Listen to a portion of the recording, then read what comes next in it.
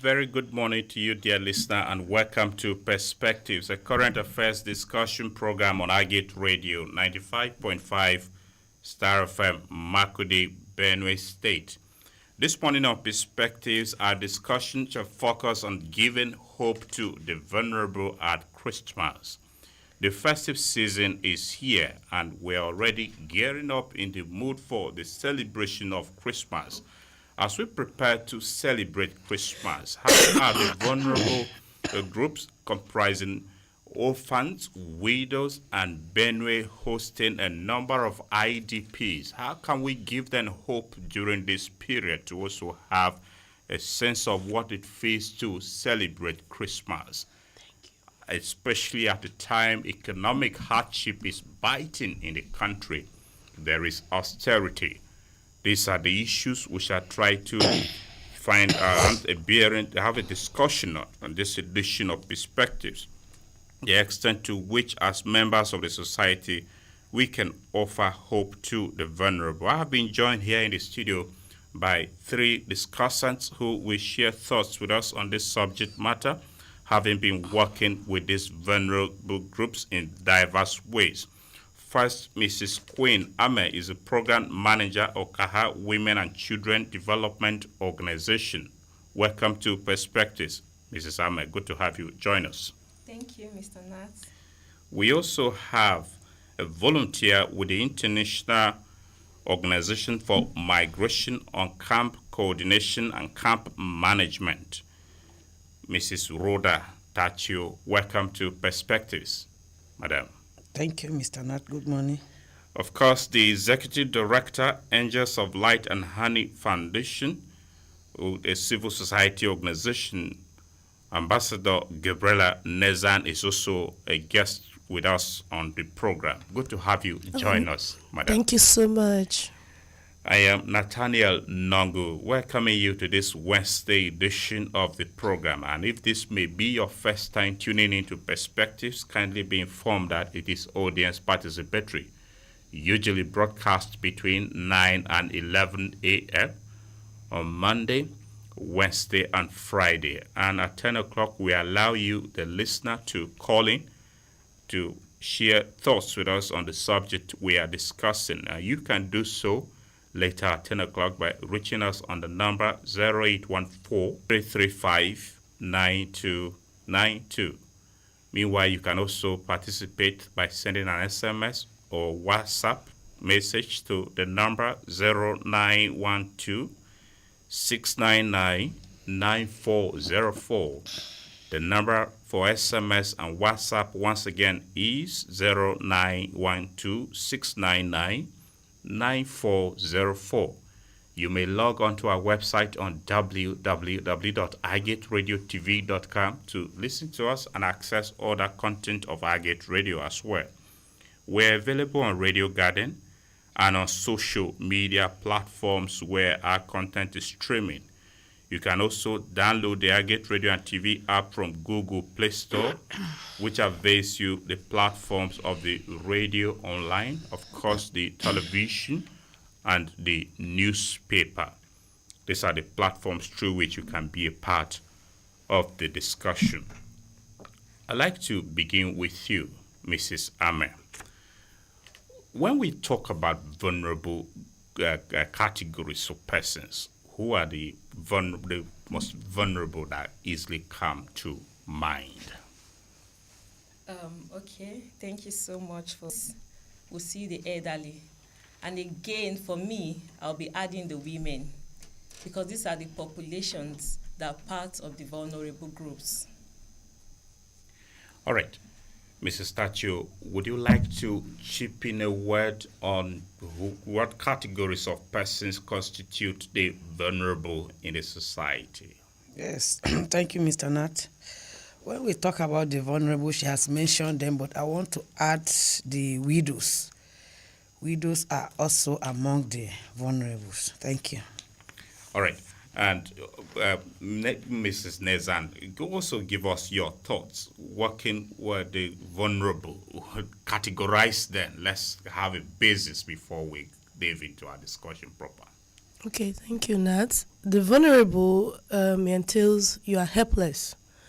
So being vulnerable means at this point you need a support system behind your back. It could be children, it could be women, it could be even the male folks. But basically, most of the time it entails, especially in the in the society where we come from, the African society, it's basically the women and then the children, the helpless. Why are women more vulnerable? Maybe when you say it's basically the women, why do you say so? I look at it from the perspective of a woman being vulnerable because most times they're the helpless ones in the sense that they don't have the ability or the God-given ability to stand firm. But you see the male folks, they have the muscles, they have the financial strength to always stand. Yes, at some cases, even the male folks become helpless. But most of the time, it's the women and then the children that are always vulnerable in a situation. All right. Let me chip in. Please do. In addition to what she have just said, why we always emphasize on women and children is, let's say in times of crisis, the men are the forefront fighting and these women are behind with the children, and sometimes the men don't return back. They leave these women and their children at the mercy of God. So definitely women and children are more vulnerable than the men. Thank you. Very well. So having established who constitute the categories of vulnerable persons, the festive season is here. To what extent do the vulnerable feel the challenges of having to cope during this time, Mrs. Amel? Oh, okay. Christmas is a period of celebration. It's a period of happiness where everybody is smiling and eating and drinking and the rest. But for the vulnerable groups, it could be the other way around.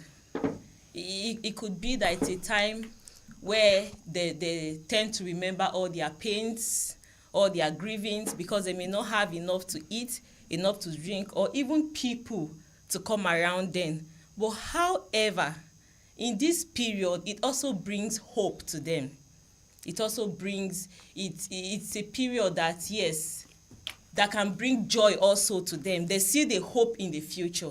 So the challenges around this part with the vulnerable people is maybe basically because they may not have enough to eat and drink. It could be difficult for them. But the essence is that there is hope for them. There is hope for the future. Thank you. All right, there is hope for them, hope for the future. We are here to offer them hope and also call on the society to see ways which this hope can be offered. Mrs. Statue, give us your thoughts of the basic challenges vulnerable persons face during this time, especially the festive season.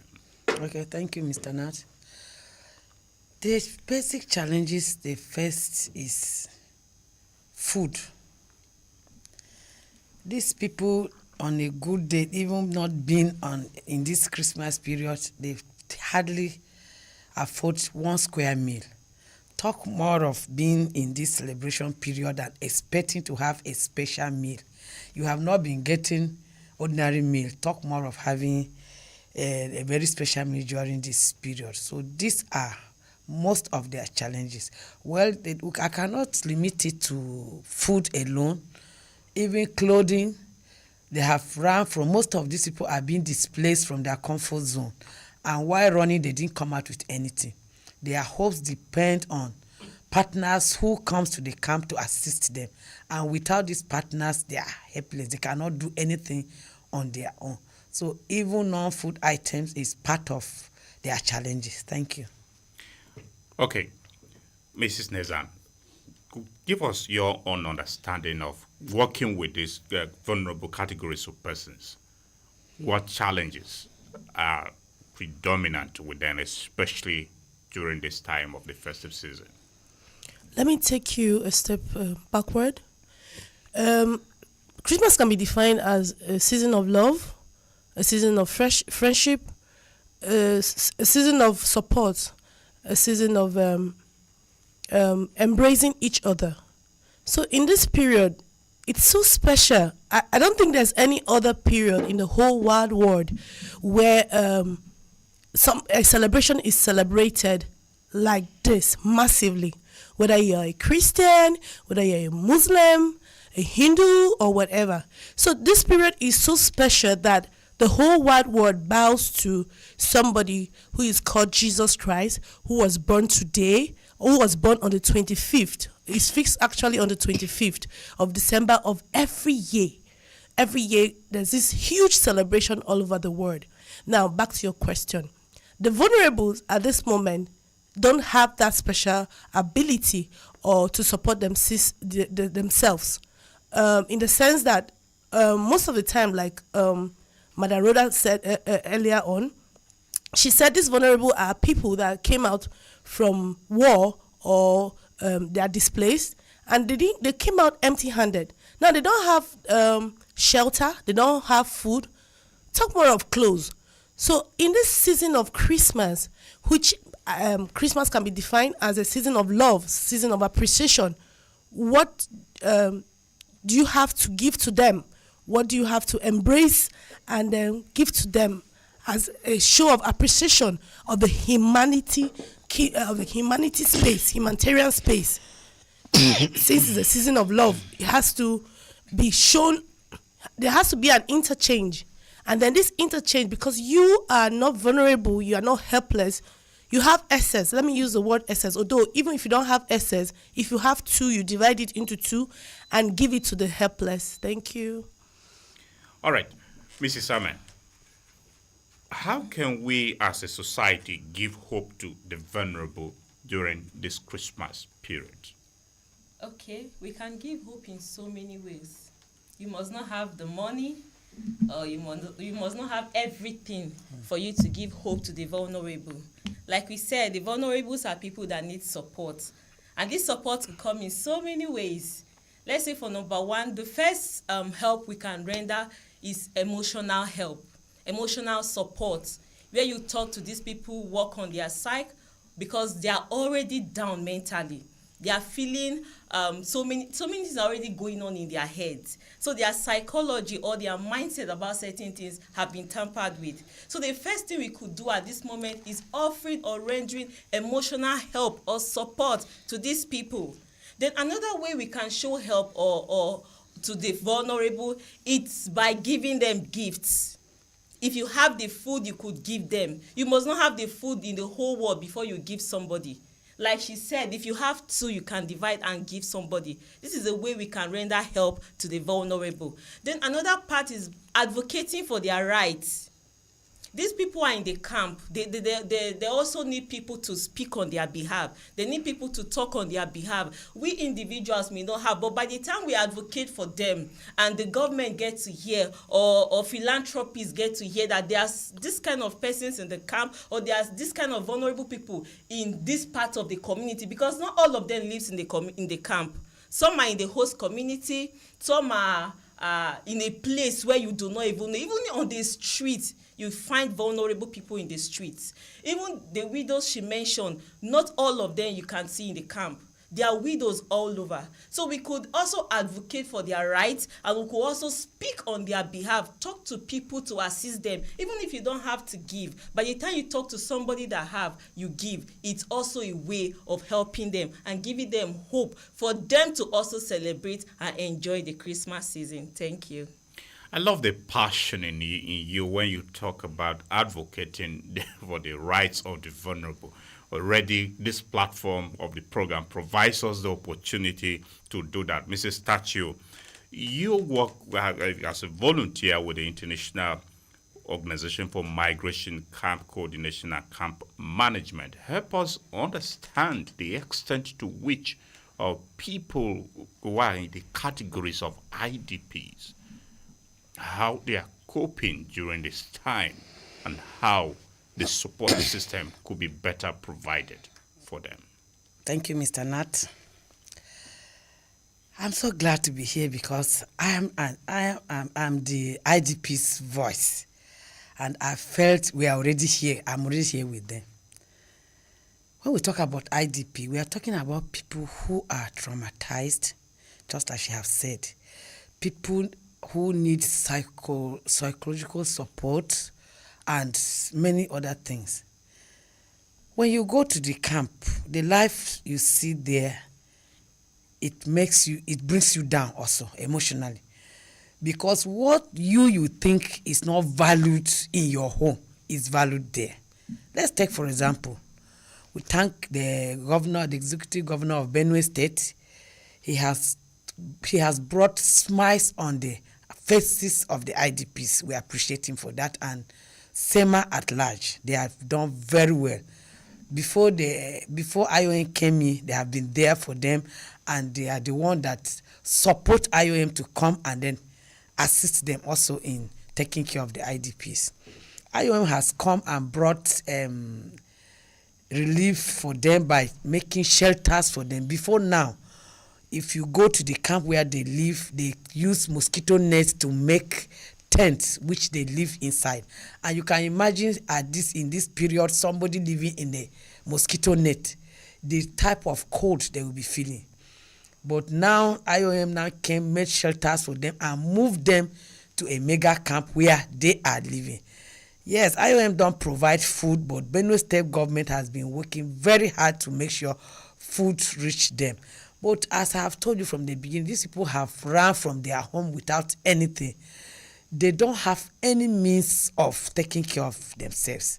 It's what the government brings in or partners brought in that is helping them. Now when you go there, you discover that what they brought cannot be sufficient for them because they are many. Even as they are there, they are traumatized, but they are still giving birth because they are human beings like I and you. So they still have families to look after. You discover that they are living in the shelters IOM have made for them, but the bed IOM still gave them, they are still not enough. And then there is cold. IOM also went ahead to give them blankets, of which they are using. But still, the environment is cold, like the cold is much. And then IOM also provide pots for them, which is not still enough. But if we that are there can be able to have a voice to speak for them, they still need more partners to come in and then see what they can do. Just like she said, it cannot be only food. And IDPs are not only in the camp. Some are taking refuge with their family members outside the camp.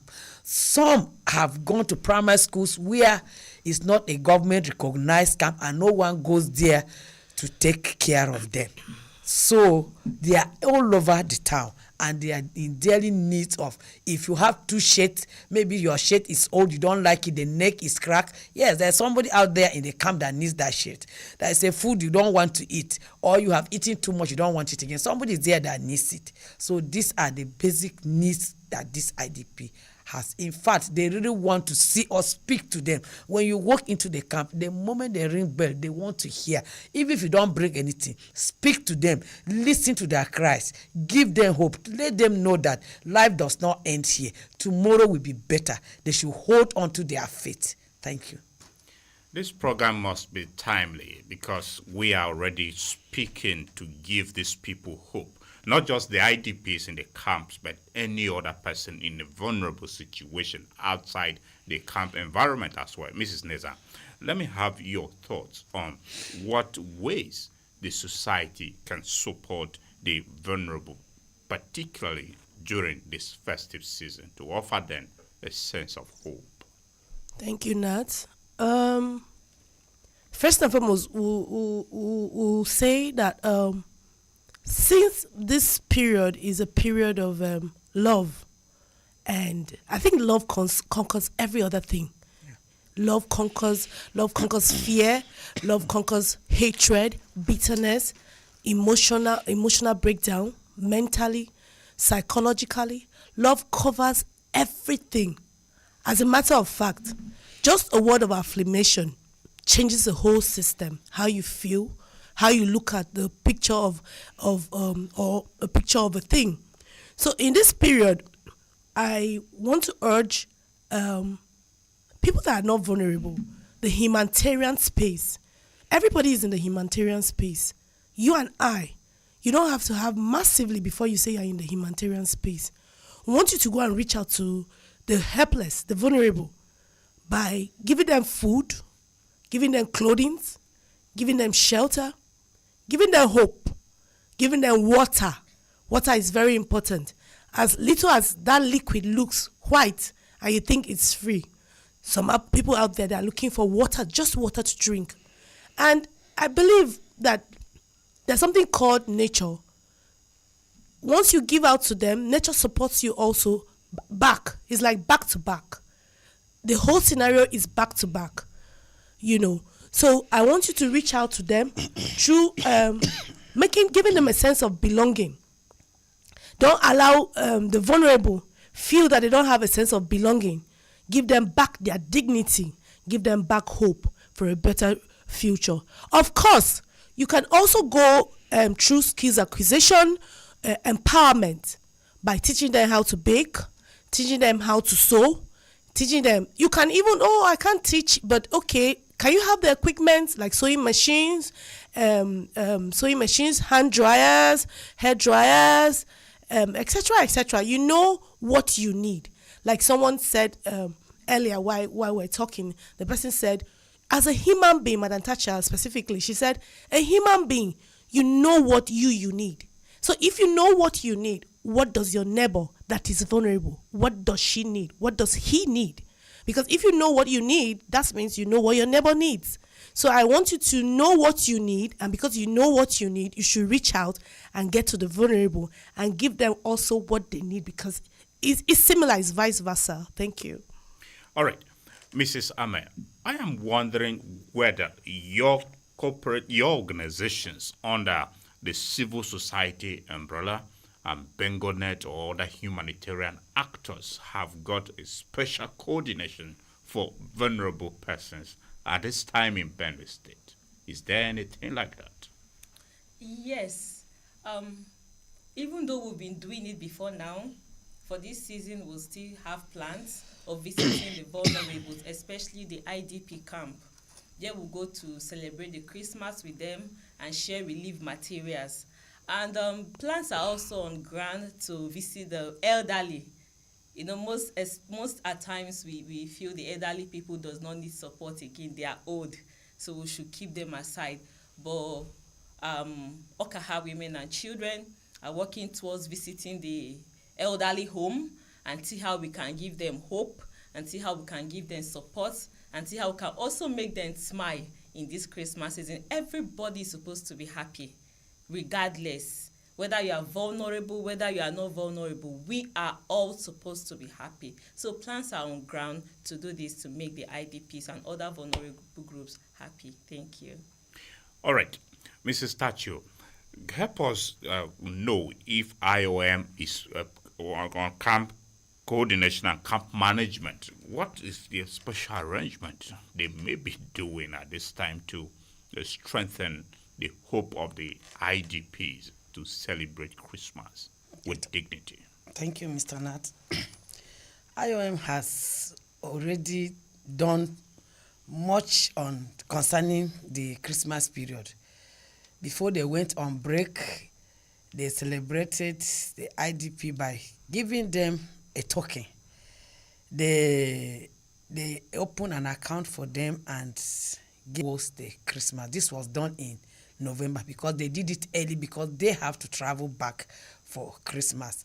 Apart from that, they also organized distribution of soap and other items for them to take care of themselves during this period. And so on. And another preparation is still on ground for another distribution again, pending when they will come back. But for this season, that is what they have done so far. Thank you. Okay, Mrs. Neza, while we talk about those who are vulnerable and maybe IDPs, there are persons who are also outside of the IDP camps that are in vulnerable categories. How do your organization or in collaboration with other partners cater for them in a way that they will have a sense of hope during this time? Thank you. A sense of hope is vital for any community. We have come out not once, not twice. This year, specifically, we haven't come out, but we just celebrated the vulnerable, the girl child. We have gone around markets back here in Makurdi town, especially Wadata market several times, and then we just came out on the street and we just gave food, cooked food and then drinks. We tied them in neatly packaged form, and we gave them, because at the end of the day, if you say you're going to focus on just the IDP camps, the homeless, the orphanages, what about the ones on the streets? I know in this town that some people sleep on the streets, not just in this town, the world all over, that people sleep on the streets. So you can just go out and just go to the marketplaces. Most of the times they are in marketplaces, open squares, and then just distribute. And then also we have the Amajuris. Those ones, they are homeless, they are helpless, they are, it's undescribable. Their situation is unimaginable. You can't imagine their situation. So you reach out to them. Just reach out to them with food, drinks, shelter. And then, of course, we are forgetting the helpless, the vulnerable, like the women that give birth out of wedlock. We visited last 3 weeks. We visited a shelter in Makurdi. They call it shelter homes, where women, instead of aborting children, they go and stay in this shelter. They call it shelter. They go to the shelter and give birth. We also visited them last 3 weeks, and we gave them hope. Thank you. All right. Now, Mrs. Ame, let's look at the condition and the plight of widows. Some of these widows have associations. How will civil society organizations or your organizations like yours, the Okaha Women and Children Development Organization, reach out to them? Okay, thank you so much. Working with widows, it's not a new thing. We've been doing that for quite a while now. The widows are part of our organization because we work with them. Let's say we are now partners. So in reaching out to the widows, it's not a big deal for us, or it won't be a very hard or difficult something for Okaha Women and Children Organization to carry out. This is something we've been doing over time. So we've carried out distribution of wrappers to the widows in particular before. We've done so many outreaches with them. For this season, we've not planned specifically for the widows. Like I said, we're working towards the elderly and then few persons at the IDP camp. But for the widows in particular, for this year, we've not planned towards them. We could see after the Christmas, because we have a project coming up that are looking towards elderly women, though in the menstrual cycle, in the menstruation part, and then there are so many packages for such women in the project. That's why we didn't include them in this Christmas season. So after the celebration, that's from January, we'll see how we'll bring in the widows and then the women above 35 into our program, because we have packages already for them. Thank you. All right, Mrs. Tachio, how can individuals and private organizations partner with IOM, for instance, or other organizations to offer hope to the vulnerable, especially at this particular season? Thank you, Mr. Nat. What IOM does is they create, they organize trainings. And in these trainings, they meet with other partners and other single societies, and they deliberate on how to support the IDPs. That is how they bring them in, through organizing programs. Thank you. All right. So these programs are open to all categories of persons, or are there particular areas of targets of partnership when they organize these programs? No, not really, because IOM, what they do, they don't give food items. Okay. So they now partner with other partners so that what they don't do, like they don't do they don't do food, education, and medical. So in this way, they partner with others who can step into the IDP's plight and then do that for them. Where they cannot do, they bring in other partners to take charge of that one. Okay, can I just chip into that? Okay. Okay, so for my organization, if we wish to partner, let's say we want to partner with IOM, or because we've been partnering, I'm just using an example now, you could pay an advocacy visit. You could write to them before, then pay an advocacy visit, where you tell them what you want or how you want the partnership to go. So if you want to partner with any organization at all, you have to pay an advocacy visit to that organization, or you could even start with a courtesy visit or a friendly visit. From there, you start your conversation, and before you know, the collaboration begins. So basically, that's how we do it. All right, Mrs. Nezam, your co-panelists on the program, Mrs. Ame, pointed out quite repeatedly having to give attention to the elderly. What can be done to support the elderly at this time of the festive season, especially those who are in a vulnerable situation? Thank you. The elderly have to be loved, especially in this period, because we all know that out there they are vulnerable because, one, their bones are shrink, their body is old, they can't move, no energy anymore. As a matter of fact, most times when they say somebody's old, you just know that most times the energy is out there. The energy is out. They don't have any energy anymore to do anything, either to farm. Some of them can't even eat. They become like kids. They become children. So in this season of love and celebration, we, the humanitarian space, the humans in the humanitarian space, should look out to the elderly by sharing food. Now, you notice that we're emphasizing on share food, share water, share food, because they are the basic needs of humanity. As a matter of fact, I read somewhere when somebody said, look, after God is food. And that's just it. A little kid. He said, look, after God is food.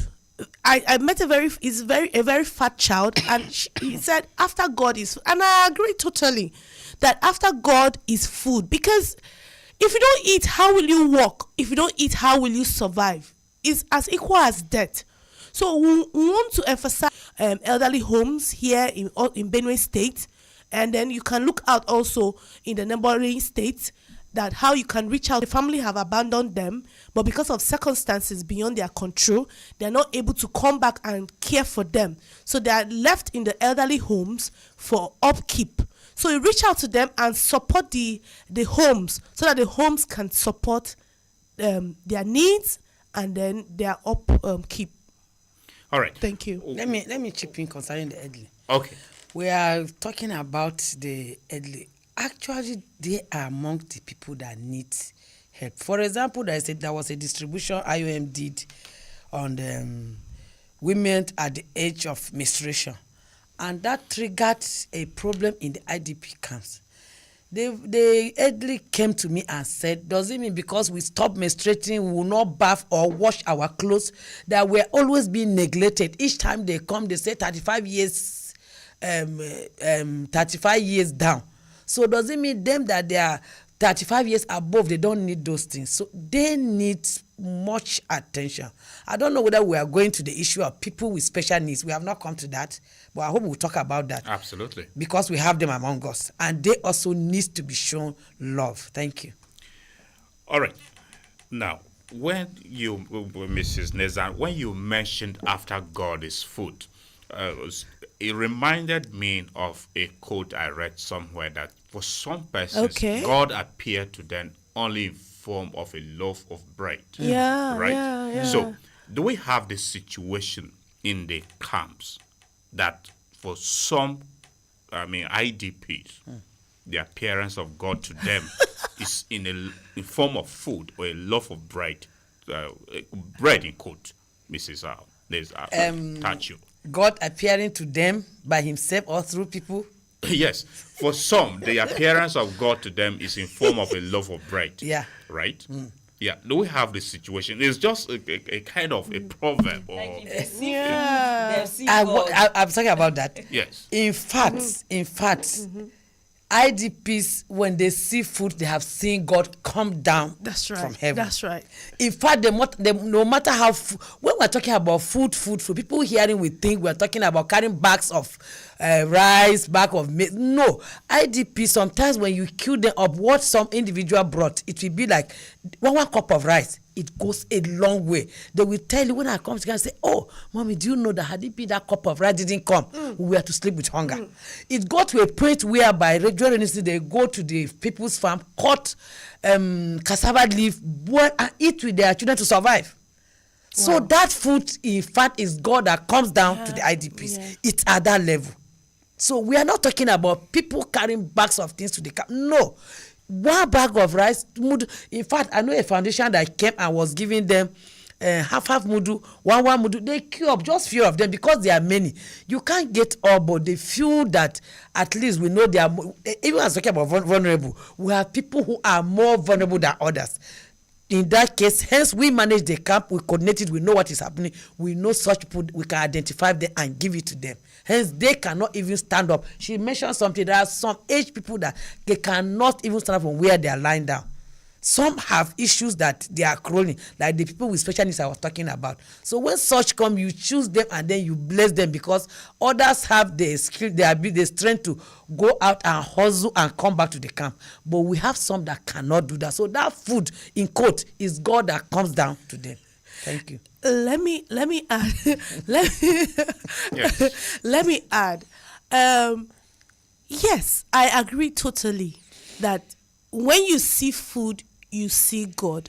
Because in the medical sector, Angels of Light and Honey have had the privileges of being nutritionalists. We teach you your nutrients. But okay, I'm also a chef. I'm a professional chef, apart from being an accountant and all of that stuff. Oh, okay. So So we should watch out for special dishes for the vulnerable this time. Okay. All right. So I'm a chef, and in the chef space, in the nutrition, because chef and nutrition is the work hand in hand. You can't leave both. We look at food that food is the first medication. You take drugs, right, when you are ill, but the first medication that you take as a human being is good food. Because once you take the necessary balanced diet, your system is settled. The bones are stronger, the red blood cells, the white blood cells, everything is settled. And that is why you live. We know that, yes, they'll say, oh, we live because of this, that. But you will live because of food. When you eat good food, I know of some people that don't pray, but prayer is very important, or don't go to church, but they eat and live well, especially in societies that they are developed. If you can see somebody in America and say, look, I don't believe in God, but the person will not ever say, I don't believe in food. So that's why, I'm not kidding. I've never heard somebody say, look, bro, I don't believe in food. But or food is a scam. Yeah, food is a scam, because I'll tell you that God is a scam, church is a scam, but they will not say food is a scam, because that is what they live, they move and have to their belief. They live and have their being on food. And then, like I said earlier, in the chef sector, food is the first medicine. Not even the medical sector can solve that. Even the doctors eat food for survival. So food is the first medicine you take for existing. So I urge everybody there, Angels of Light and Honey Foundation, urge everybody out there, give food. Yes, money can also come in. money can come in because you use money for exchange of goods and services. So for you to be able to buy food, you need money. So I will say, if you don't have food, say, okay, I don't have food. I can't go to shop. I can't go to the market. Like my partner said earlier on, she said that their partnership. You can go to any of the NGOs that are well trusted and say, look, I don't have the time. I don't have time. I'm running out of time.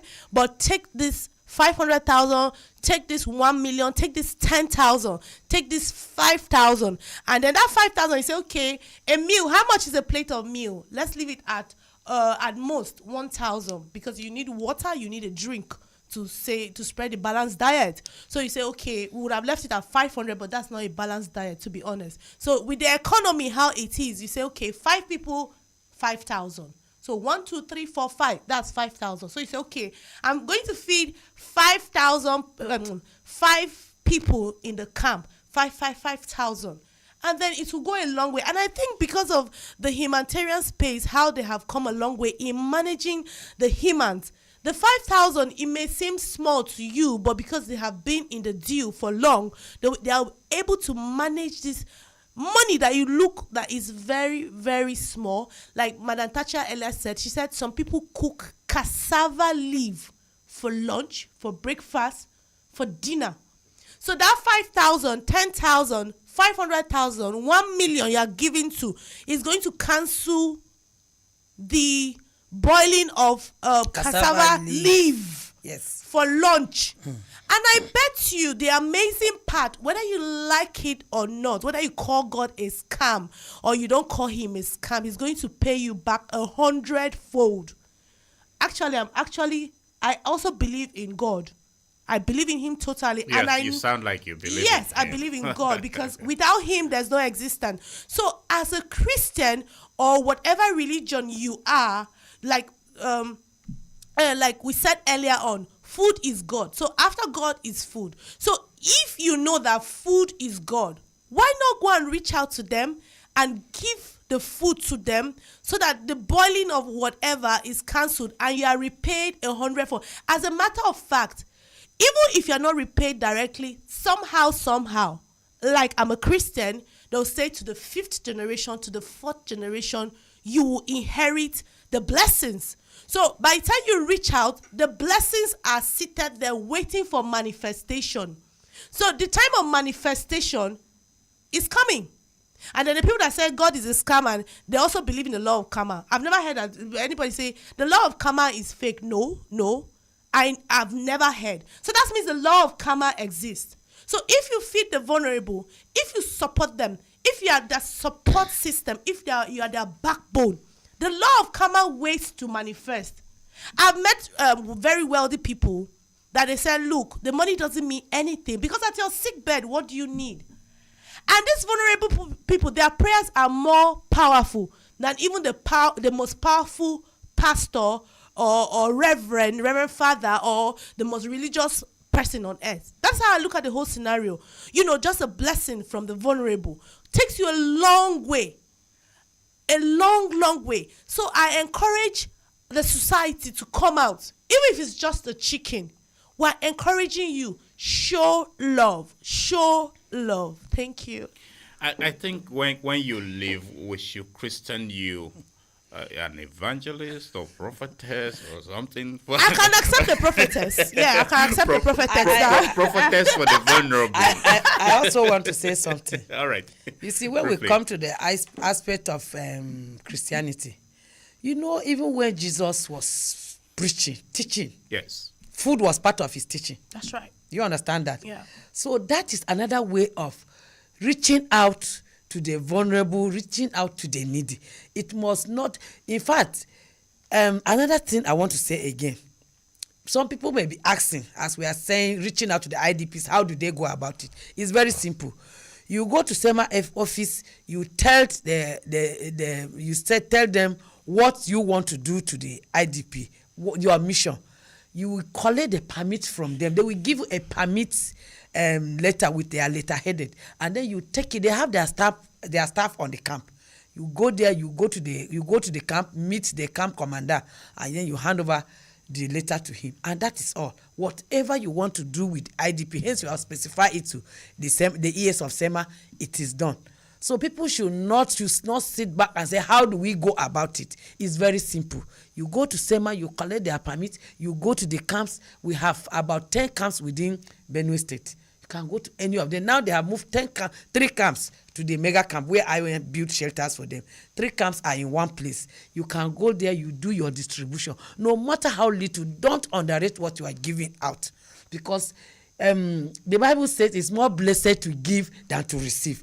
Nobody should say, I don't have what to give. You, Mr. Neta, you have what to give. As you are sitting here. Yes, Agate Radio has given us the airtime. Good. So everybody has something to give. Yes. What you are doing here now, someone else that don't have the idea, you have already passed out a message, and the person will say, wow, I didn't know it's like this. I cannot move to SEMA and get permit and go to the camp with my family on Christmas Day, Christmas Eve, Boxing Day, and then celebrate with this, and you will see the way the children will come in this code. Some of them are naked, bare-chested, barefooted, nothing on them. You will weep when you go there. Thank you. We are hoping that the anointing of the prophetess for the vulnerable will fall on you out there, listener. Yes. Now, Mrs. Ahmed, let me also have your prophetic point of view because your colleagues are already preaching very well for the vulnerable. So let me also have your preaching briefly because we're due to start engaging with the listener. Okay, I'm also a believer. I believe in God totally. So for everything they have said, it's not far-fetched for what I believe also. We already know with God all things are possible. The Bible already said we should share, we should love. As food, we are saying food is God, love is also God. If you don't have love, you cannot share that little thing you have with somebody around you. If you don't have the love, that food you feel you have enough, you will not be able to pick one even to go and give to the vulnerable people. So I think it is okay to show the love to everybody, especially the vulnerable. I want to focus on the elderly because I see that as one of the most vulnerable people. These people, they need food. In as much as they need food, they also need time. I'm talking about time where you go and sit with them and tell them stories. Maybe, some of them, while they were young, we hear of this old music, this Lucky Dube, but now they don't tend to hear all those music again, and it's killing them gradually. Even if you don't have money to give, you could come and sit and begin to play old-time songs for the elderly people, and they'll be happy to see you around. So in this season, let us share love, share food, share water, share everything. Thank you so much. Let me chip in a little bit. Okay. Yesterday I read something. I'm very careful with Facebook and the social media space. I'm very, very careful with them. Even though we are going to also talk about it because it's going to serve as a platform for mobilizing to help the vulnerable too. Yes. Yesterday, my code panelist said we should show love. Yesterday, I saw His Excellency, the Governor of Benue State, Dr. Hysen, Reverend Dr. Hysen Alia. He visited one of the shelters. He's actually on the Facebook shape. Yes.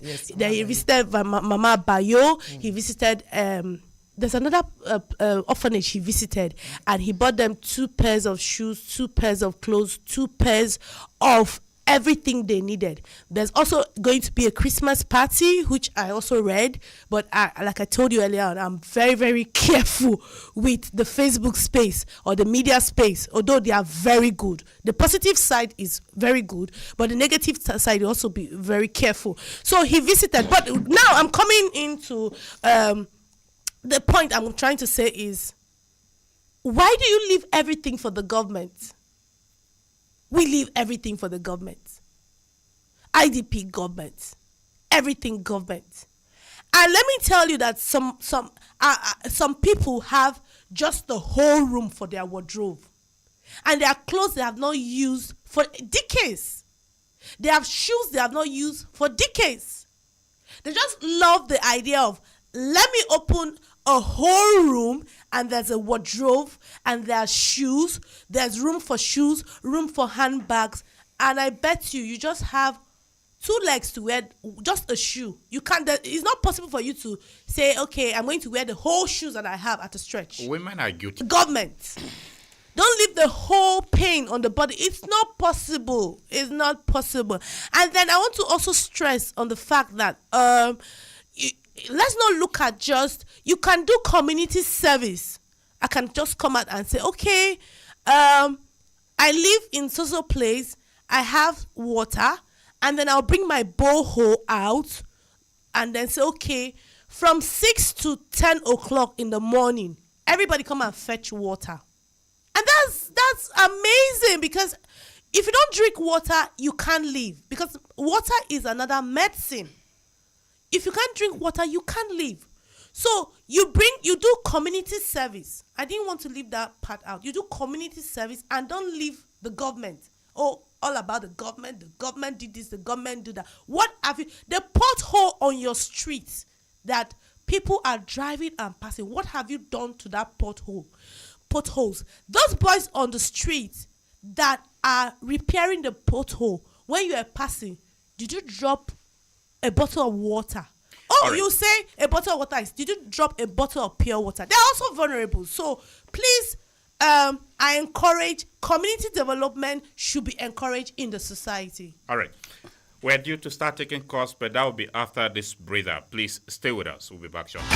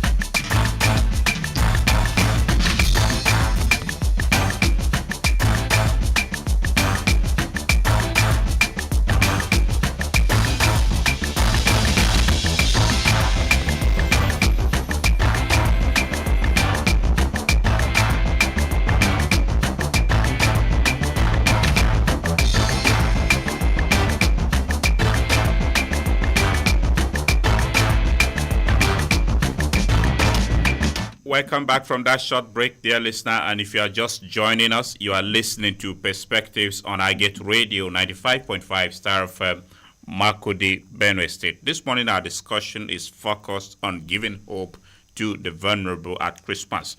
And you can participate on the program by calling in on the number 0814-335-9292. 0814-335-9292. Once you connect with us, we would like to know your full name and where you are calling from. Then make your submission. Keep it very brief. Kindly move away from your radio once you're connected to the studio.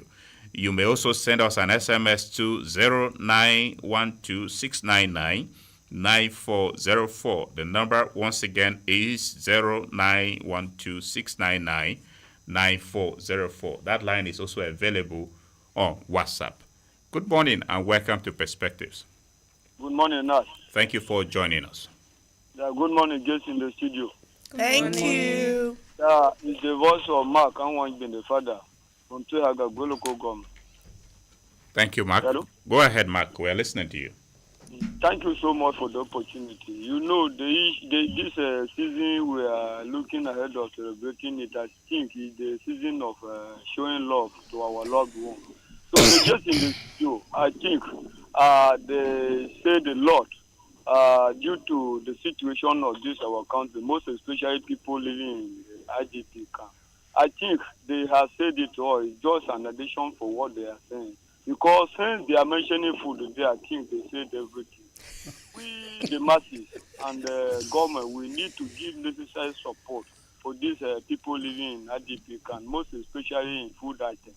Because we used to say that hungry lion is a mad lion.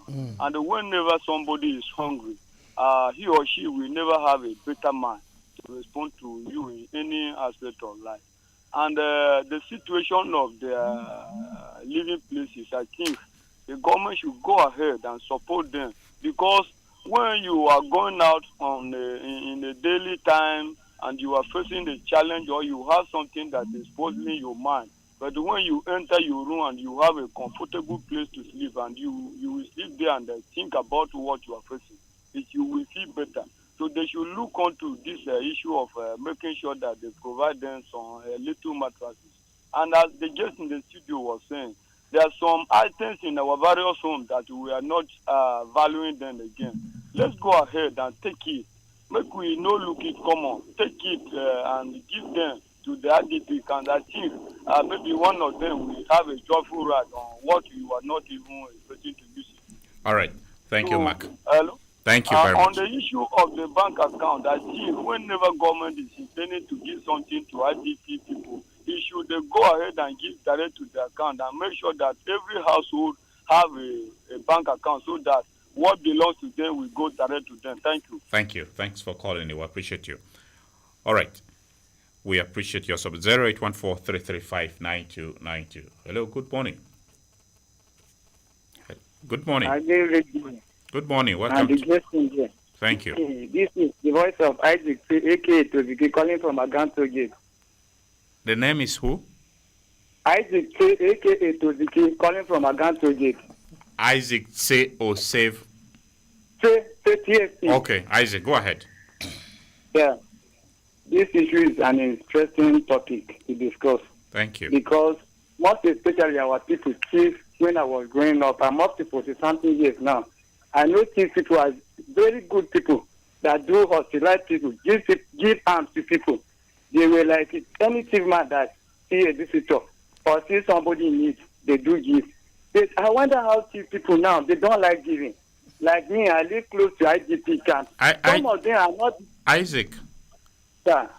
don't you think that is just a sweeping general statement you are making? You are wondering why people are not. And by the way, we don't single out people on this program. Speak. Sorry for that. Sorry for that statement. I'm sorry. Yes, because we could be accused of profiling thief people, and we don't want to profile anybody at all. Yes. No. Sorry, Thank you. Yes. People don't like giving now. Like I live close to IDP camp. Some of them are not even vulnerable. They are not the IDP. They go there to collect arms that they bring to give IDP. So I'm soliciting that we should go back to our normal way of behaving. We should be giving to people, move them now to a new settlement. They are suffering. So if anybody should have things, you are guessing, I've just mentioned something, that people have things like clothes, shoes, numerous in their house. They will just give them and be looking at them. If you take that and give to somebody who is in need, thank you very much. May God bless you people in our station. Thank you, Isaac. God bless you too. We appreciate you for calling in. All right, we are encouraged to have a sense of hospitality and develop a spirit of giving. Good morning. Good morning, Radio. Thank you for joining us. You are speaking with Dominic Cooper from Tulen in Guma local government. Very well. How is Tulen this morning, Dominic? Fine and good. Thank you. Very well. Go ahead and speak to us. Vulnerable people, including widows, are part of our society, and they play critical roles in reshaping our society. So let us reach out to them by way of psychosocial support and other support, so that they cannot feel that they are isolated in the society. Also, I want the government to enact a law to support those vulnerable people, so that to support those vulnerable people. Thank you so very much. Isaac, Dominic, thank you for calling in. We appreciate your submission. With or without a law, we are encouraged to support. But government, you are also urged to enact a law to protect the rights of the vulnerable persons. Hello? Good morning. Thank you for joining us. Good morning. With regard to the guest in the studio. Yes, I'm responding here on their behalf. I'm Moses Sanu from Manu. Okay, Moses, are you in traffic? Your line? No. Okay, could you change your position? The network at your end seems to be breaking. But go on, Moses, we are listening to you. Yeah, this is a very, very, very beautiful topic you people present to the studio today. Thank you. Mine is I don't know. You're just in the studio there make mention of if you have clothes and some other things. For me, maybe this Anum village here, we are far. 95% of us are farmers. So I don't know whether if I get a mood of rice, how can I locate them to give them so that they will. Yes. Oh, that's my. thanks so much for your kindness already. Listen on before we conclude. The organizations, some of them will get them to a state where possibly they could be located. It's okay. You're welcome. Thank you very much for calling in. God bless your kindness already. You're welcome. Yeah. All right. Maybe we pray that mood of rice Moses is talking about should become a bag, because the intention alone is one that should be commended. Yeah. Good morning. Hello, good morning. Thank you for joining us on Perspectives. I'm Hyacinth from TN. Hyacinth. Yes. Hyacinth, I suppose Hyacinth who? Ahembe. Ahembe. Good. Hyacinth, go ahead. It's a pleasure to join this program. Thank you so I much. wasn't from the beginning, but I think it's talking about the gift to people at this particular youth time. Very well, sir. We have people that are around, not even everybody have people that are vulnerable within our reach. So you should not actually deny ourselves of giving any gift, be it small or big. We look around people that are around us so as to supplement the little we have so that they will enjoy on that Christmas day. Thank you. Thank you very much for calling in. We appreciate you. All right. We are making progress. We really want to hear from more of Moses. Moses is already taking us to the promised land because we should be. So Moses, that's awesome. Yeah, we want more Moses to call in. Good morning. Good morning this morning. Thank you for joining us on Perspectives. Yes, this is Terry Gar from International Market Makodi. Good to have you join us. Yes, compliment of the season to the guests in the stadium.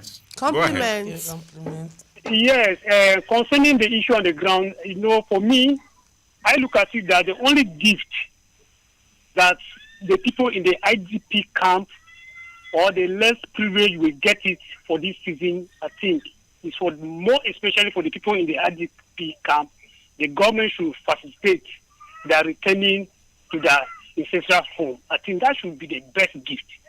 And also, people outside too should also contribute by helping the government, because continued dividend item, the material item in the IDP camp, I think it will not help matters. But if they are being returned to their ancestral home, I think that should be the best gift.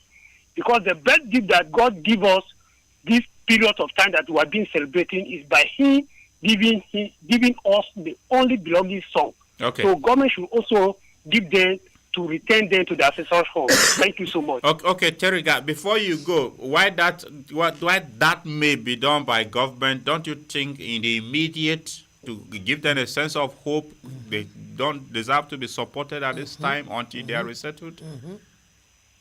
No, I mean, I didn't say that anything material should not be given to them, but the best. Okay. They must be the best among any other thing. So the best should facilitate their returning home to their ancestral home. Thank you. All right, Terry Gaff. We appreciate you. Thank you. Government should also do its best to get these people settled. For Terry Gaff, that's the best gift they should be given at this time. We appreciate your opinion. Good morning and welcome to Perspectives. Good morning, sir. Thank you for joining us. My name is Brother Emeka Oji, calling from Welfare Quarter. All right. Okay, I truly appreciate your guests in the house and the good work they are doing. Thank you. And if you read the Bible, they are actually doing the work of our Creator, Yahweh Himself. Because if you go to Matthew 25, one of the criteria Emeka Oji, our Savior is going to. Hello, before you proceed, so I get radio is not doing the work of God.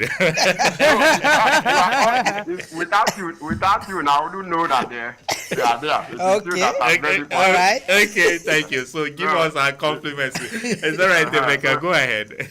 Okay, Matthew 25, the Messiah says he's going to judge us on what we do to the poor. He says he's going to tell us, I was in the prison, he didn't come to visit me. I was sick, he didn't come. So all those little things people will take for granted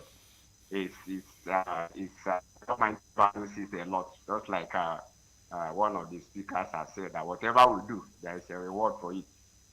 But the contribution I want to make is we shouldn't. I don't know whether people have the impression it's only during this festive period. It should be something that can be done year round.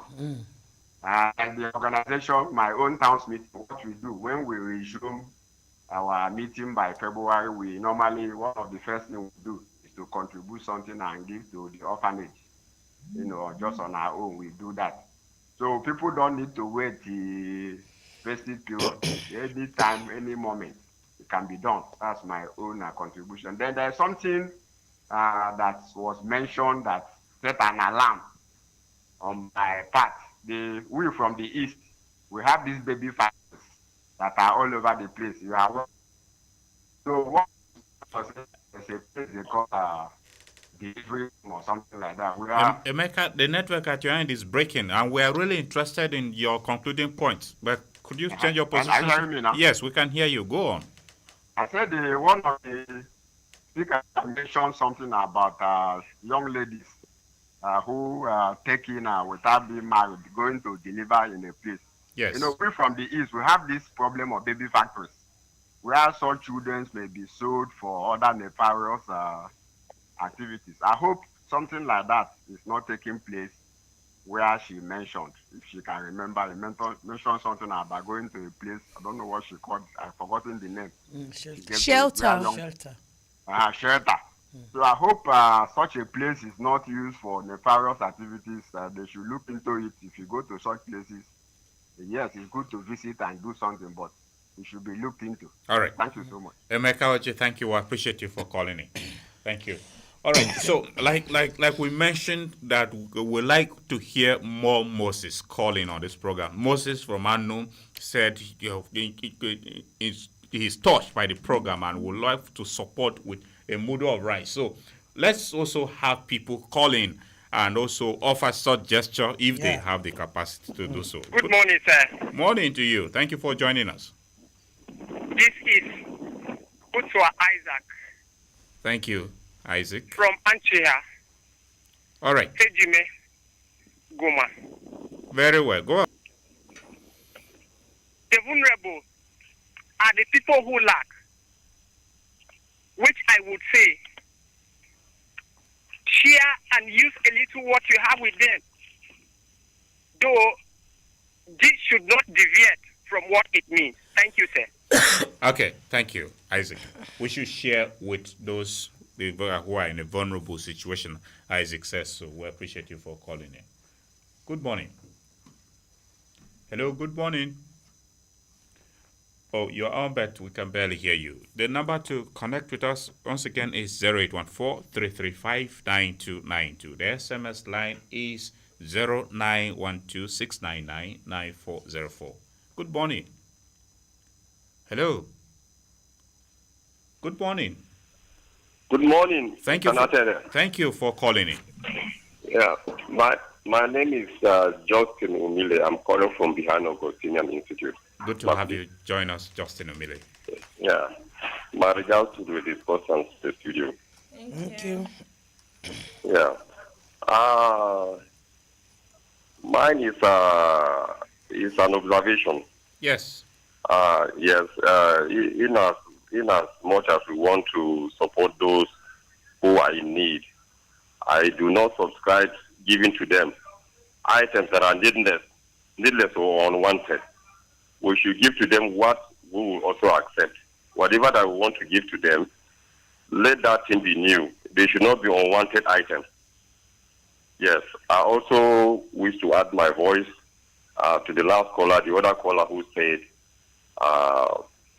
the best way we can have these people enjoy their life is to return them to their ancestral homes, where they will take their future and destiny in their hands without any hindrance. Thank you. Okay, Justin, thank you for your opinion. We appreciate you for calling in. All right. In any case, we should make it clear that based on the categories of persons classified as vulnerable persons earlier, it's not just the IDPs, including orphans, widows, those who are also not in the IDPs. We should also have a way of reaching out to them beyond the IDPs too. Good morning. Hello, good morning. Thank you for joining us on Perspectives. Thank you, sir. This is Gatao Supol at Chusa. Good to have. Since people have been calling on this program, I did not hear a voice of a woman, and this are a group of women in the studio who are filled with love. Yes. Thank you. Because if the world today is in peace, the women make the world to be in peace. Because they are the people that, if we are talking about genuine love, they have love. As to talk about the vulnerable people, that means they have love for humanity. I'm somehow feeling marginalized in the studio because all the women are here. and we still want more women to call in. In any case, these women that are here on the program, they are representing all the women out there. Yeah, that's okay. And you, Nat, you're another man filled with love too. Thanks for your kind words. Thank you so much. And you see, today, there is this song we do sing in the church those days. Whatsoever you do to the least of my brother, that you do unto me. That is what Jesus was preaching. So the least you think you have in your house that you can do to the least of the people in this kind of places, then you are doing it to God. I love what the other guests say, that there are certain things we have in our house, we look down on them, maybe that your felt shirt that you think is not good for you to put on. But these people, it will be mighty to them. And again, when everybody today is struggling is for food, and just what she said, after God, food is God, that is it. Sometimes there's nothing that will give you peace in this life when you have freedom. So the freedom of these people in IDP camp is for them to go back to their ancestral home, and showing love to them is another very good way of kindness to humanity. And not only them, you go to the hospital, you see what some people are passing through. Them in IDP camp, some of them are living better than the people who are passing through a lot in the hospital. So I feel they should extend their hands of love to some of these people that are in the hospital for years. They are suffering. Some have been settled in the hospital, but there's no bill for them to pay and move out of the hospital. So let them tune their eyes into those people in the hospitals too. All right.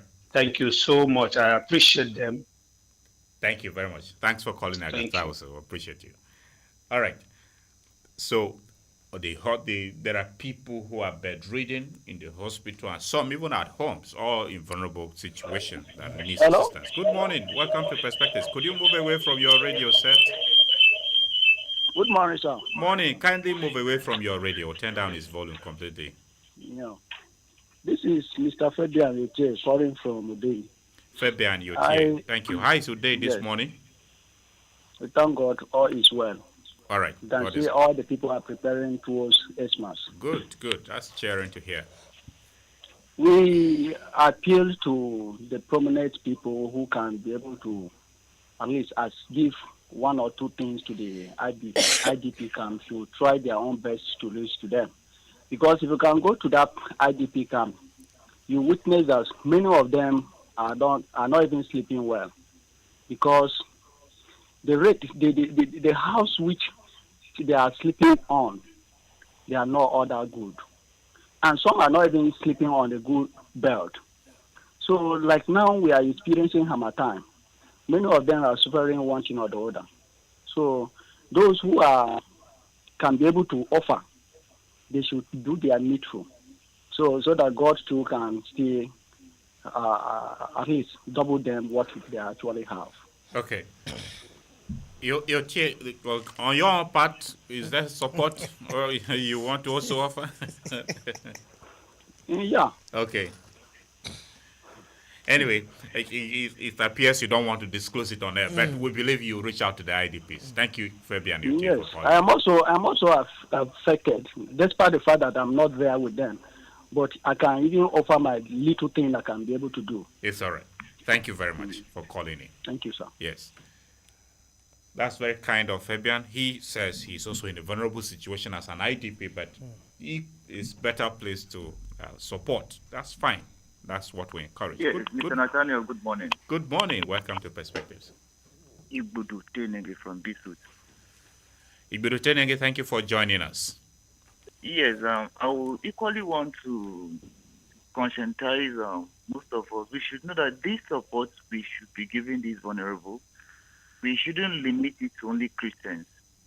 And I believe with the act of showing love to the non-Christians, to the traditional people, to the Muslim community, it will even spread the gospel the more. Okay, Igbudu Tenenge, sorry to interrupt you. I don't think we have taken that position on the program since we started. I know. I'm only telling the general public. Okay, fine. Let's not limit, yes, fine. not the, yeah. All right. We should not limit our gifts to only the Christians because there are some people, the Muslims, the beggars, we should equally show them love.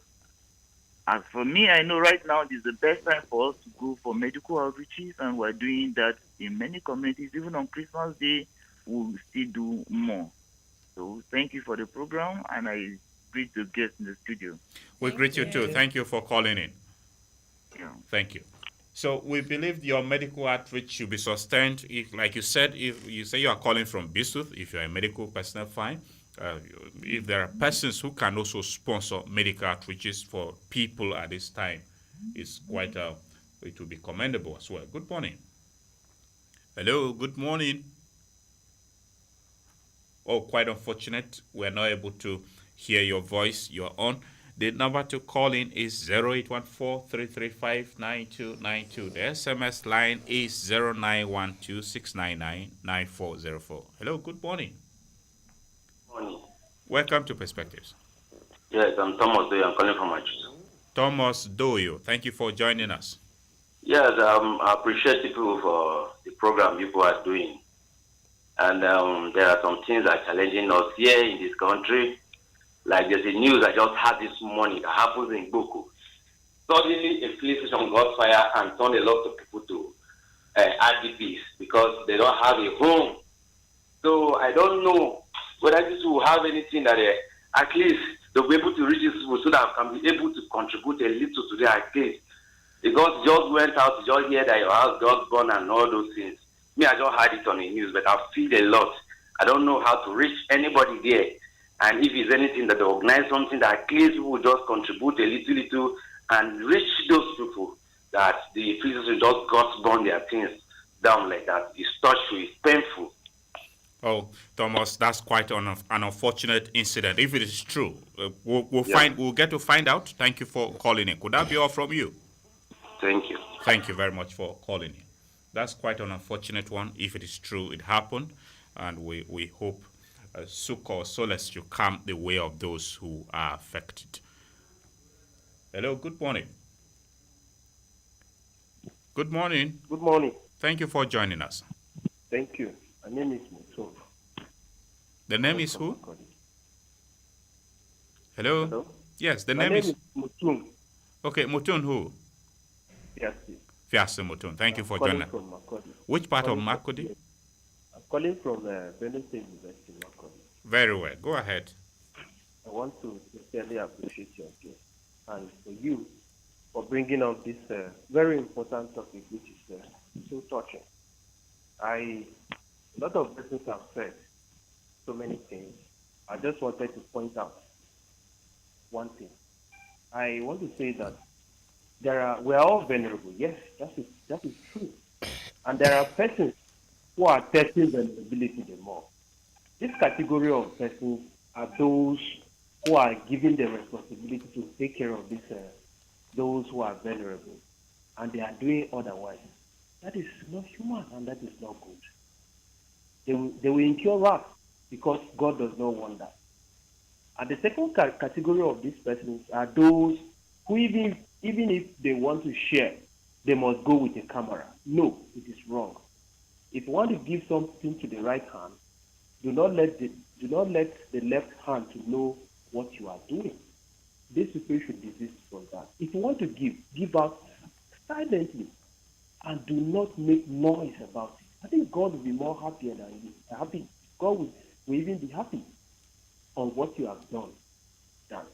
I also want to extend this call to the government across the board that there are a lot of IDP camps in the country. that is occasioned by insecurity. And it is very important that government should look into that so that these people will be settled to their respective homes and then life will be better. Hello, Fiasa, are you there? Hello.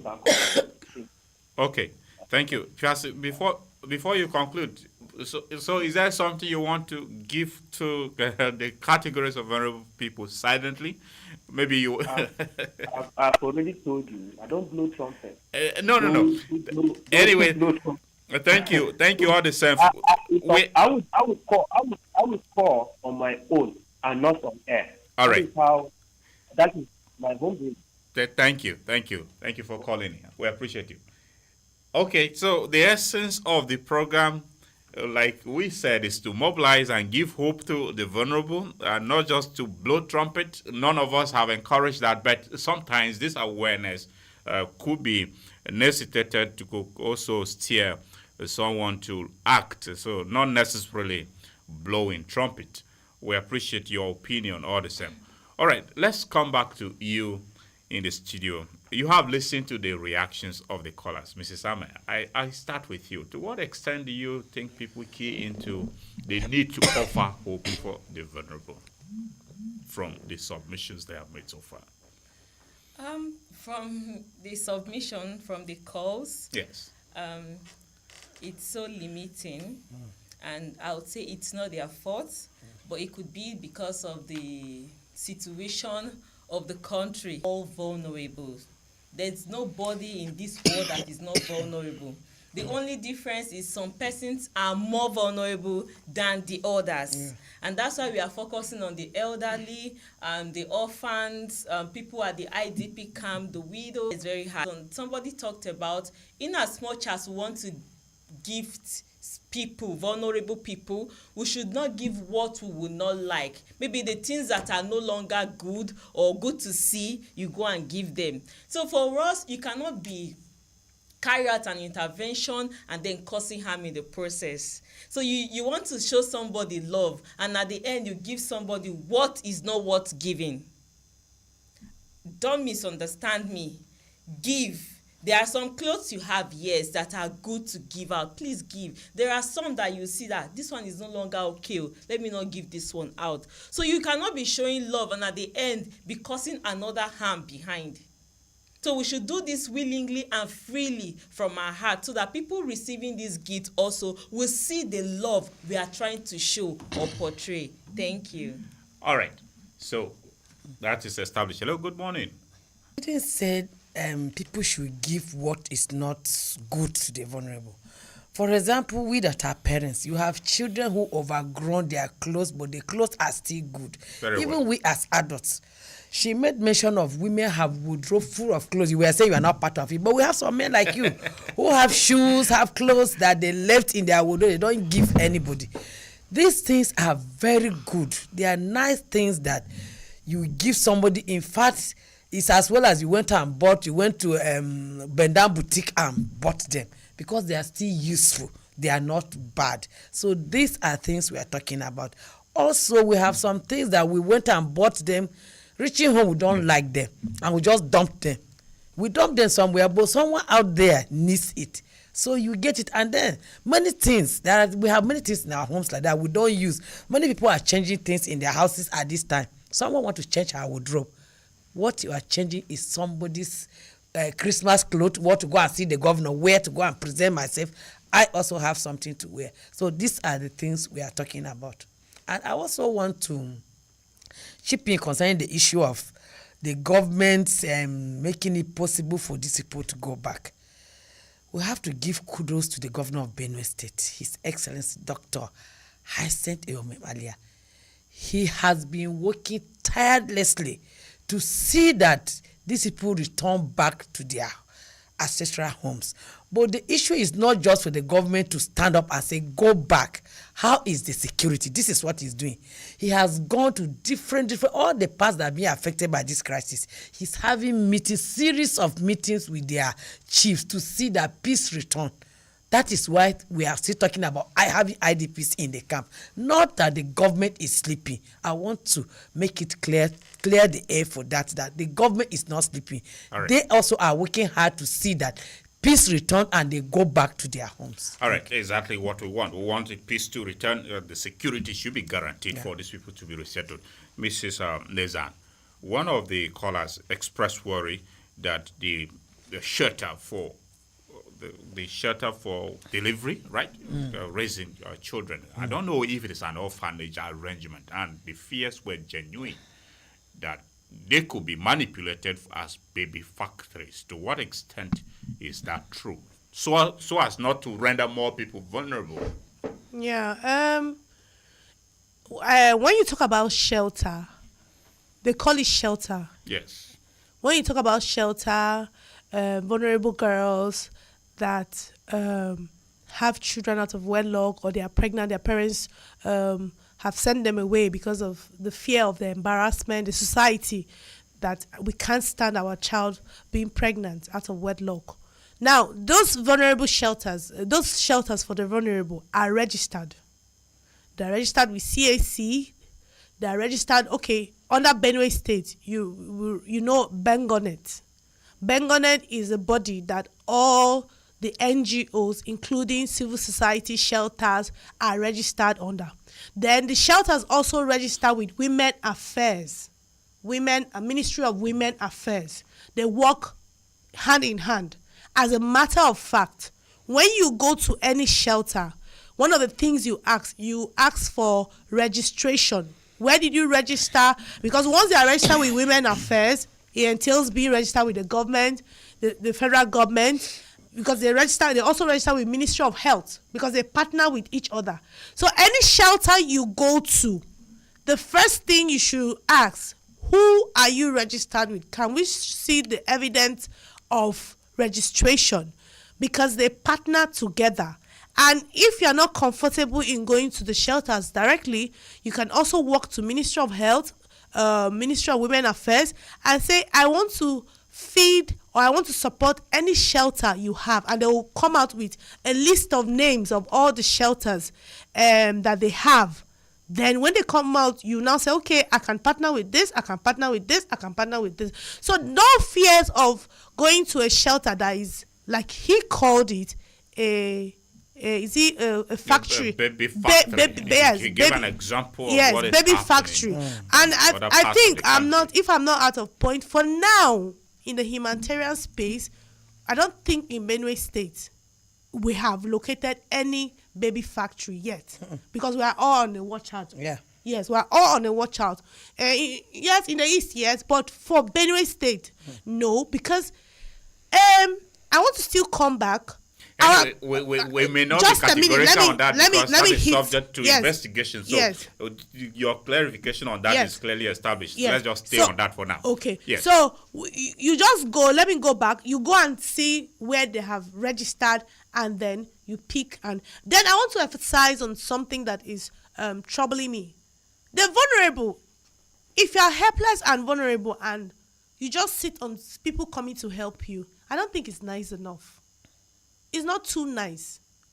In Benue State, they have the farming season, and His Excellency, I was part and parcel of it, the Ministry of Agriculture, they gave free fertilizers, free working tools, but of course, it went through the civil society. So now, if you are vulnerable and you call yourself vulnerable and you need help, and constantly they are helping you, especially for the energized and you are strong and healthy, don't you think you should do something? Maybe go back to the farm. You can ask for help, so that you are not always vulnerable, but you are always at the giving point. Now, the new year starts, and then you program yourself and say, this Christmas, I must not be vulnerable. I must give also. So you start by farming.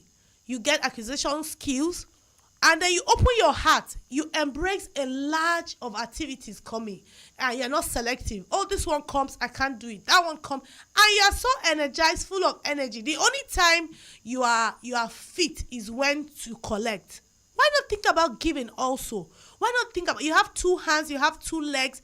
In fact, I've met some people that don't have hands, but but they use their legs to do sewing of shoes, going to the farm, etc., etc. Work. You can do some minor works and earn also. So let's not look at the picture of I'm vulnerable, oh, I'm vulnerable. What are you doing to come out of that vulnerability? Are you going to stay there? No, don't stay in one position. Move. Right. Thank you. Let me chip in. Okay. Yeah. Hence, Perfect. I interact with them and I know what the vulnerable does. The IDPs are very loving people. They are. Yes, they are when another partner came to the camp, their request was this: they have been chased from their farmland, but where they are, the people that are taking refuge in their community are ready to give them, to rent out a portion of land for them to farm. But they don't have the resources. If they can be given resources to give a token to these people so that they will be able to cultivate, they will do that. And then they also need fertilizer, just like she's saying. They are not just sitting. They want to be empowered. If you give them fertilizer, give them resources to rent a portion of land and cultivate, they are ready to do that. They just don't want to be at the receiving. They also want to work, but they need people to support them with the resources to do all these things. Thank you. All right. Hello, good morning. Hello. Good morning. Welcome to Perspectives. Yes, my regard to the guests in the studio. Yes, one regards. Yes, my name is Augustine Edo. I'm calling from Uruku Makodi here. Thank you, Augustine. Yes, in fact, it's a nice thing to visit people in IDP to share love with them. What struck my mind and why I called this morning, I was in one of the IDP camp in North Bank last week with one of my principal. He went there to distribute food, other materials, and the scholarship. In fact, if you see the joy in the life of these IDPs, you will not even like living them. To the extent we spent about 12 hours. We danced there. Yes. All of us danced. They brought out drums. This is how they give us a lot of joy too. And then they have forgotten, that moment we stayed there, they forgot all of their sorrows. Yeah. You can see the hope in them. You can see that, in fact, there is nothing a man can do than giving. Giving is the best thing to do to another person. You know, by the time you give, you don't know what you are doing to that person. You are reviving the spirit of that person. Yeah. And you're also telling the person that there is hope. And that the person is still relevant. So it's very better. Whatever we have, we should learn to give. Let's visit these people. They need attention. All right. In fact, the attention matters. Thank you very much. May the Lord bless Benedict, and may the Lord open our eyes to learn how to give. Amen. Thank you, sir. Thank you, Augustine. Thank you for joining us. All right. Mrs. Amen, how can we involve persons with disability in giving support to the vulnerable? Because these are also categories of persons. How can we involve them? Yes, it gives them a sense of inclusion. Okay, thank you so much. For persons with disability, I think from the awareness the CSOs are carrying out, yes, you see that they are not really set aside again, not like before. At least the awareness has helped them in bringing them also into book. The only issue on that part now is maybe when you are building, you don't create a path for them, or like coming into an office, somebody on a wheelchair cannot enter. I think that's where we'll be driving to now. But talking about including persons with disability in an activity, it's becoming a normal norm now in Benue State, because the awareness is being carried out all the time. But so if you want to involve the vulnerable groups in this period, they have their own association also. Yes, they have their own group where you can also go, just the way we have widows, we have orphans, we also have group of persons that have come together, persons with disability. They also have their group, they have their chairman. In fact, this somebody to the governor is even one of their heads, for Mr. Bem. he's visually impaired. So they already have their groups. You can also visit them. You can also talk to them. You can also share with them in some of their meetings and their groups. And then why some of the callers were asking how we can reach these vulnerable persons. Yes. It's very simple. That's why CSOs are everywhere. And the SEMA office also is open to everybody. Yeah. It's not restricted at all. And then even all our organizations are open to everybody. Their And we phone at numbers Target Radio here too. We're open. They are open, That's how it's exactly. open. They can bring those items That's okay. to Agate Radio, and Agate Radio can look out for the CSOs. Yeah. They can come to the CSOs directly. They can come to Owagdo. They can come to Bridges of Light and Angel. Honey Factory. Yes, they can come to even Madam IOM. Rhoda, IOM there, and we can reach. You can go to SEMA office, to anywhere you can reach out. We are not. But before we leave, I think it would be also good to drop phone numbers for people that want to reach out directly to the CSOs. Yes, so they'll be able to make their distribution. And make If it you are back. willing to make your numbers available, no problem. Mrs. Tachio, how can we address the root causes of vulnerability, particularly poverty and inequality in the society? Okay, how can we address it? Yes, the root causes, because when people are rendered vulnerable, there are root causes responsible for it. Right? Yes, like what we have been saying since we started, the root causes of what is going on presently is the crisis.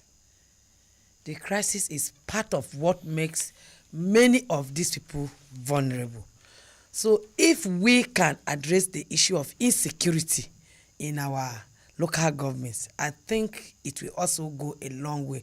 Because in Benue State, when we go to Maiduguri, we talk about flood, we talk about other things. But in Benue State, is the issue of insecurity, headers crisis. That is what have chased them out from their homes. It's not flood. So if we can address this issue, definitely we will not have these people being displaced again. And I want to comment on the issue of people with disabilities. We don't call them people with disabilities. We call them people with special needs. Okay. People with special needs. Like what IOM do, when we come for any intervention, we start with them. In fact, we give them special attention. When we finish with them, we go to the elderly people before we now come to the remaining people, because we know that they are not as strong as other people are. So we start with people with special needs. We attend to their needs first. In fact, the way we are dealing with them, they have a real sense of belonging, because they know that they are not being neglected. Just like what my partner said, now they are not being neglected. It's not like before that nobody talks about them. Now we rate them very high. Thank you. All right, Mrs. Nezan, what are some ways to provide emotional support to vulnerable people? Basic strategies, tips. Okay. The basic strategy to provide emotional support. Emotional support is something that is built on the inside. It's a psychological thing, and your joy bubbles from the inside. So I believe that if these vulnerable people are being taken care of, it's not a one-way traffic thing. It's a give and take. Yeah. So once I give you food, once I'm an angel to you, a Christmas angel to you, or a psychological, spiritual psychological support, the emotions get the bubbles and the feelings. It's an inbuilt insight. But the only way you can achieve it, it's through giving. Giving cannot be overemphasized. Give food, give clothes, give shelter, give farm tools.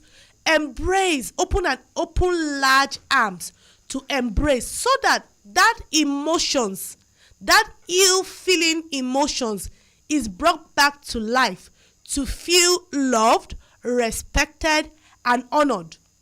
Because the emotions speaks only when it's loved. The emotion is dead. You can't see it. It's not physical. It's something that is psychological. So it goes from the brain, the body, the system, and it manifests. And like the other caller said, he said, we danced, we stood, we are the IDP for 12 hours. 12 hours for me, 12 hours is like, wow. Because each minute I spend talking to you, for me, I count. Yeah, because I have a lot to do. And then for 12 hours. So that 12 hours is spent, they manifested the emotions by dancing. Because they gave out. And when they gave out those gifts, I believe they gave out food, clothes, and whatever.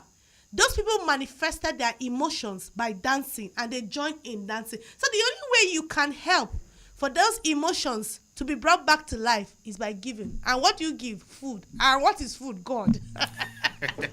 Anyway, in Jesus it was who replied that Satan, that man shall not live by bread alone.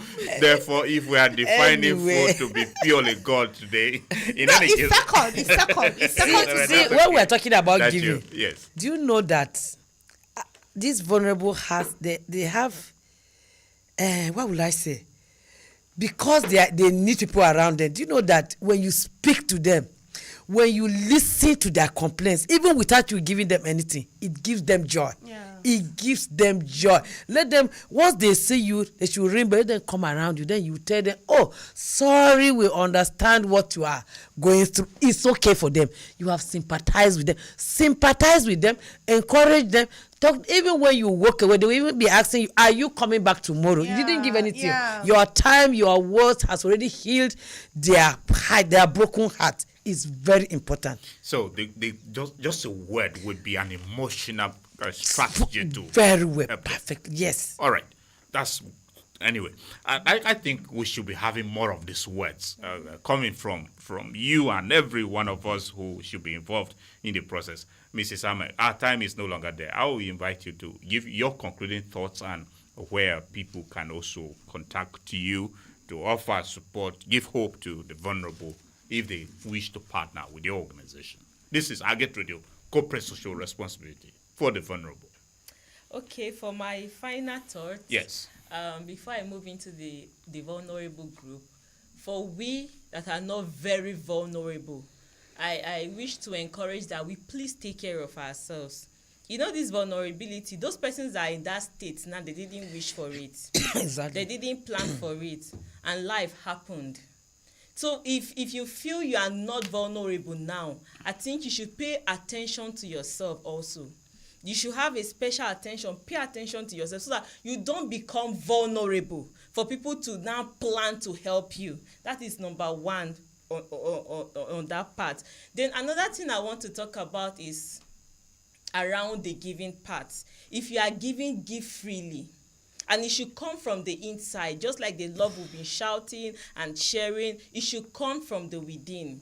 And again, my Mrs. Rhoda here talked about the insecurity that has caused the vulnerability in the country. We could also look at these root causes. And so now we are focused on the people that are in the IDP camp, which insecurity have brought them there. How about those vulnerable people that are not vulnerable as a result of insecurity, like the ones that are in the hospital where we don't have good healthcare sectors again, or where we have even the hospitals are there but the service providers are not doing their job the way they should do.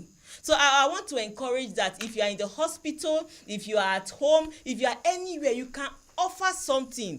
If you are a nurse, if you are a doctor, speak with empathy, speak with concern, speak with love, show care. I went to the hospital one time and I was given a drug that is for another thing. I went for catarrh and they gave me hypertension drug.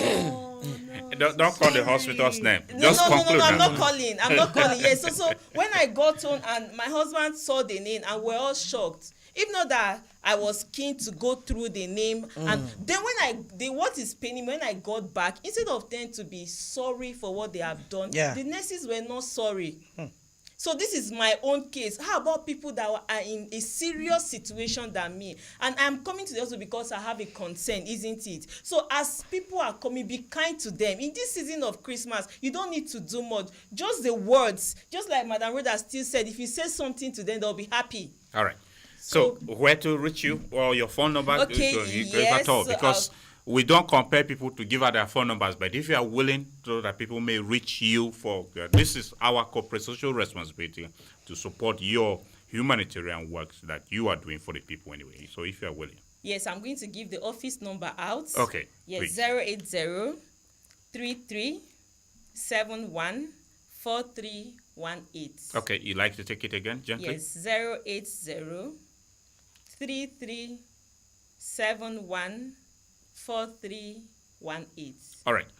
Mrs. Tachio, we do not have time. I'll give you just 30 seconds to give your parting words. And if at all you want your organization to be contacted on how to partner with you to give hope to the vulnerable at this time. Okay. Briefly, because I won't even say, I won't say much also. Yes. But I'm still encouraging each and every one of us to please visit the IDPs, just like the other caller said. They spend time with them, they dance. When you go, you see the way they will celebrate your presence. Let's find time to visit them and encourage them so that they also will know that we care about them. Thank you. All right. My contact. Any contact you want to provide? Yes. Feel free. 081 Yes. 3907 3060. All right, Mrs. Neza. Okay. Your parting was 30 seconds. No more than 30 seconds. If you go more than 30 seconds, the prophetess. Okay, this Christmas and the years ahead and the moments ahead, I want you to be an angel of love. I want you to be an angel of light to the vulnerable and to the needy. Be an angel of light. Be an angel of love. And then I also want to say that as much as you are vulnerable, once you are coming out from the vulnerability, you should try and get something doing. It's very important. And work very hard. Work hard. Work very hard. You can be a farmer. You can have skills. But work hard. And then for those of you that are in any situation that you have found yourself, we want to tell you we love you. Don't feel rejected, but feel loved. Because above all, love is the leading word. We love you. Thank you. All right. This is where we conclude today's edition of Perspectives. Mrs. Queen Ame, Program Manager, Okaha Women and Children Development Organization. Thank you very much for coming on Perspectives. You're welcome. Mrs. Rhoda Tachio is a volunteer with the International Organization for Migration on Camp Coordination, Camp Management. Thank you very much, Madam, for coming on the program. You're welcome. Gabriela Nezan is the Executive Director, Angels of Light and Honey Foundation. Thank you indeed for coming. Okay, you like to call out your number briefly?